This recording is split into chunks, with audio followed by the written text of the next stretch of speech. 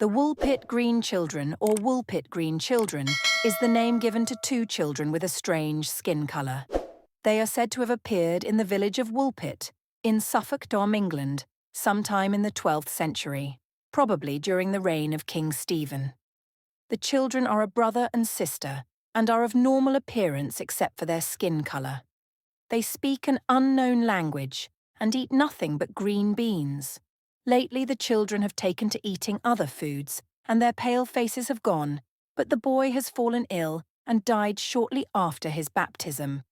The girl has adapted to her new life, but her behaviour was wild and wild.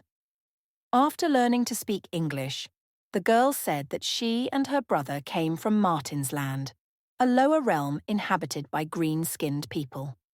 The story of the two children is mentioned in the near-contemporary Chronicum Anglicanum by Ralph of Coggeshall and Historia Rerum Anglicrum by William of Newburgh, respectively.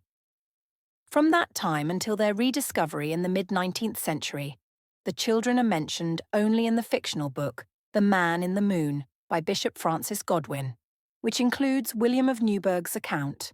In trying to interpret the story of the two coloured children, two approaches have dominated the interpretation process. Either this story is one of the folk tales that describe an encounter with the inhabitants of another world that lies beneath our feet, or even outside the earth, or it is a distortion of a historical event. The English poet and critic Herbert Reed, a supporter of anarchism, said in his work English Prose Style, published in 1931, about the story that it is a perfect work of fiction. It was the source of inspiration for his only novel, The Green Child, written in 1931 one day at harvest time, according to William of Newburgh during the reign of King Stephen, 1135 to 1154. The villagers of Woolpit found two children, a brother and sister, by one of the wolf pits from which the town is named. Their skin was green, they spoke an unknown language, and their clothing was strange and unfamiliar.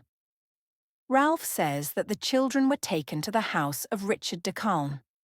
Ralph and William agree that the brothers refused all food for days until they found some green beans, which they ate with great gusto.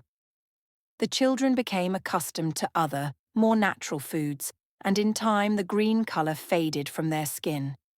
The boy appeared to be the younger, and fell ill and died shortly after the children were baptized. After learning English, the children explain that they come from a land where the sun never shines, and where the light is like twilight. Ralph says that the surviving girl was the only one to do so. William says that the children have named their home St. Martin's Land. Ralph adds that everything there is green. That everything there is green. The children cannot explain their arrival at Woolpit. All they know is that they were herding their cattle and goats when they heard a loud noise.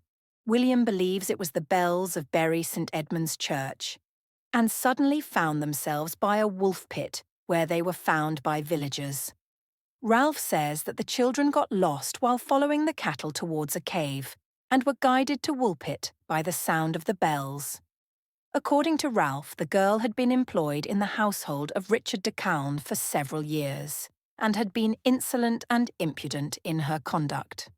The girl had married a man from King's Lynn, about 40 miles, 64 km, from Woolpit, where she was still alive, before he mentioned her and her brother in his writings. Ralph concluded that the girl was called Agnes, and had married a royal official named Richard Parr, based on the history of Richard de Calne's family, and the astronomer and writer Duncan Lunin. Two approaches have dominated the interpretation of the mystery of the two coloured children. The first is that the story is either a folktale describing an imaginary encounter with inhabitants of another world. The second is that the story is a distortion or misrepresentation of a real event. Although it is difficult to say whether the story was recorded according to a reliable account told by the children themselves, or whether it is an adult invention. Charles Oman, in his study of children and servants escaping from their masters, concluded that there is clearly some mystery behind it all, the story of the two coloured children. Something to do with drugging and kidnapping,